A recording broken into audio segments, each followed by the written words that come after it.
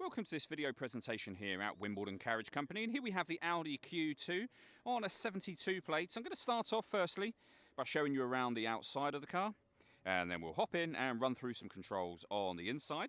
From the outside, you can see it's a 5-door car with alloy wheels. We're going to start off inside the boot area of it first of all. As you can see, the tailgate on this car will open electronically.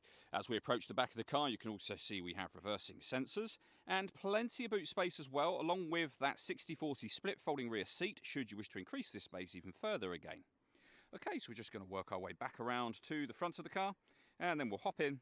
And as I mentioned, we'll run through some controls on the inside of it from there. Now that we've done a full circle though, the first thing you can see is the alloy wheels are all in pristine condition, as is the bodywork the whole way around the car. Just briefly before we climb in, I think it's well worth seeing the interior from this exterior point of view. There's plenty to run through on the dashboard, so let's hop in and we'll do that now. Okay, now that we're inside the car, we're going to start with the dials. On the left-hand side, we have the rev counter. We have the coolant temperature gauge beneath that. On the right-hand side, the speedometer and the fuel gauge beneath that. Within the speedometer, you can see there's a digital readout for the speedometer itself.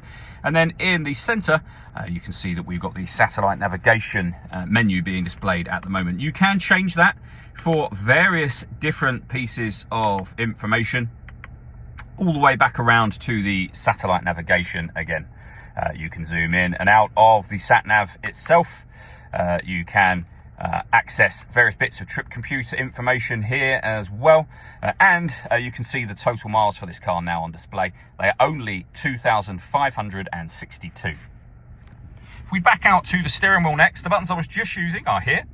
Over on the right hand side, we have our stereo and phone controls. We have cruise control and speed limiter on this stalk. And then into the center, the main screen for the vehicle. So up on here, you are able to access your main satellite navigation screen. You can have it simultaneously displayed in both places.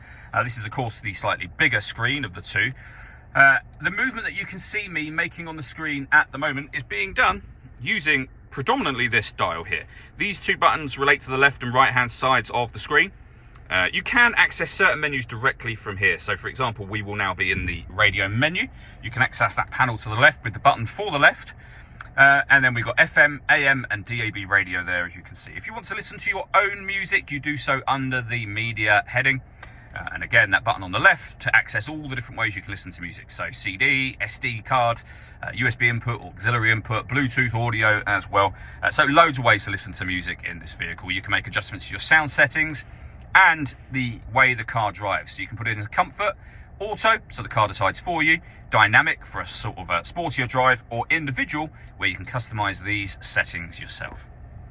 Working our way down, you can also adjust those same settings I was showing you a moment ago using this button directly here. We can turn off the stop and start. This car is designed to cut out when it's stationary in traffic to save you fuel. The system is on and it's off when that light shows. You can turn your traction control on and off. You can turn your screen, as you can see here, off and back on again as well. We then have the air conditioning, so you can make adjustments to the fan speed, the temperature and the direction the air is being distributed in. The air conditioning is off, back on again. You can recirculate the air that's in the car.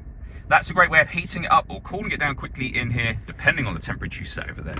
We have a heated rear screen as well, a 12-volt charging socket, USB input, space down here for 2 cup holders, and obviously a large storage area as well. The main volume for your stereo, the 6-speed manual gearbox, the buttons I went through just a moment ago, and then an electronic handbrake with an auto hold function as well.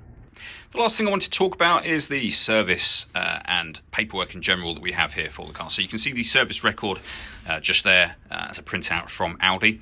We have the V5 registration document showing it's a one-owner car from new. And then in the envelope here is the spare key for the vehicle, so 2 keys in total. All that leaves me to say is thank you for taking the time to watch this video. If you'd like to come and see the car for yourself and have a test drive, or you'd like a live bespoke video tour, please feel free to give us a call here at Wimbledon Carriage Company. We'd love to hear from you soon.